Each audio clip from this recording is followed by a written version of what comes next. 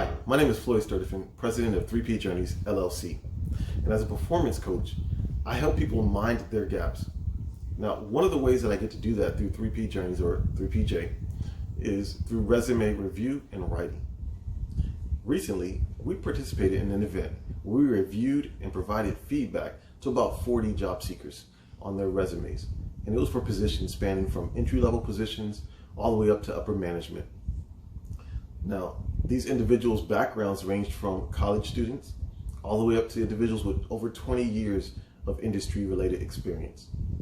Some of them were just entering the workforce for the first time, and some of them were re-entering the workforce after having spent some time taking care of family members. Now, as you might imagine, we had folks who self-identified as employed, furloughed, and even unemployed. Now, regardless of whatever their situation was or employment status, there are 3 top takeaways that I'm going to share with you today from this event.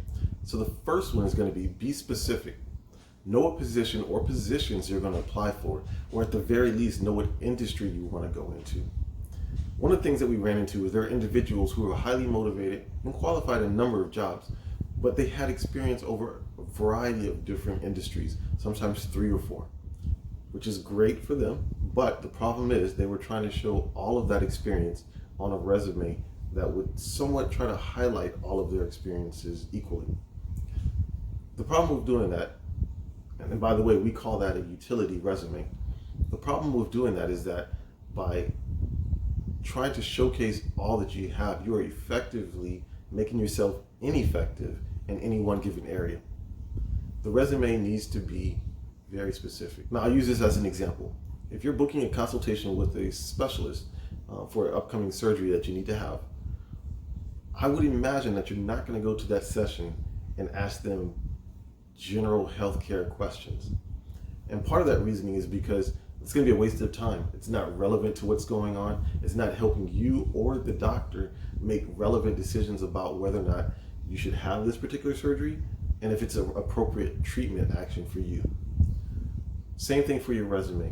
You want to make sure that it's specific to the position so that you can walk away knowing if this is a good fit for you, but also that recruiter or supervisor will know, okay, this is a candidate that I would like to move forward. So number 2, targeted tool. You need to understand that your resume is a tool to help you get an interview. What it is not an employment autobiography. Okay. Now, it's a targeted tool, and you want to use the job advertisement to help you make it more specific to that position that you're applying for.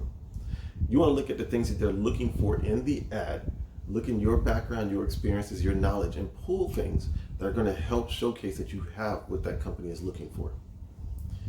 Now, if you decide to use bullet points in your experience, then for each particular job, I recommend as a general rule that you have no more than 5 bullets per employment or job.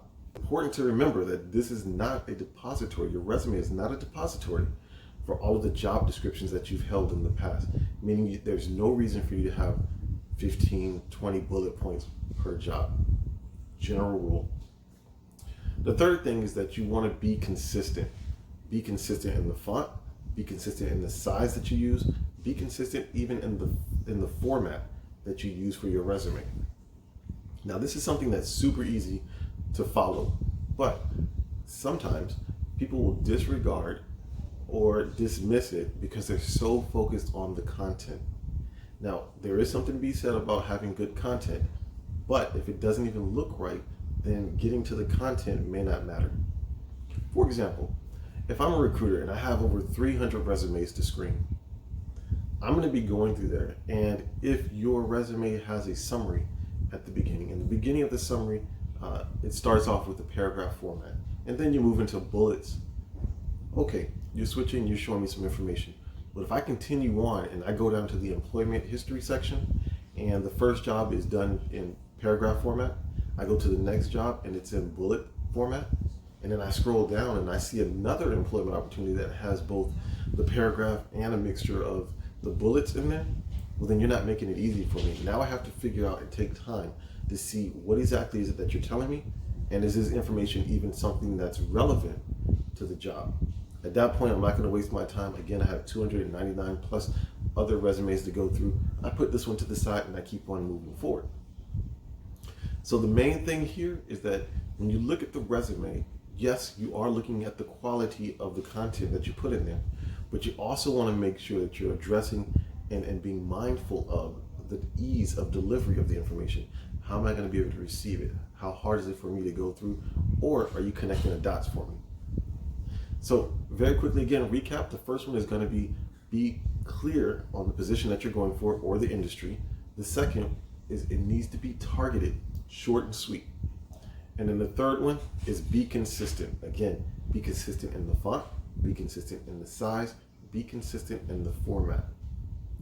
Now, if you found this information helpful, what we ask that you do is go ahead and give us a like or a thumbs up. And if you will also do so, it would be very helpful if you leave a comment. Is this information helpful to you? How did it help you? Is there questions that you have about this information that maybe I didn't discuss in detail in this video? And give us a chance to have some dialogue. Another thing that's helpful is that if you know someone that can benefit from this information, please, by all means, share the information within your individual networks on whatever social media site you feel is appropriate to get that information to them. Now, if you yourself have questions about some of the things that we talked about, or you'd like additional help with your resume, please reach out to us. We'll schedule a quick 15-minute conversation where we can find a little bit more out about you and you can find out about what we can do for you. But more importantly, it gives you a chance to see if we vibe well together, if we are offering a service in a way that you can really benefit from, personality-wise, your learning style, all those things are important. And if so, hey, we'll go ahead and make that arrangement and get you on your path to success. I'll leave you with this one last thing. The model that we have here at 3PJ is let your passion fuel your purpose and your purpose drive your performance. Have a great day.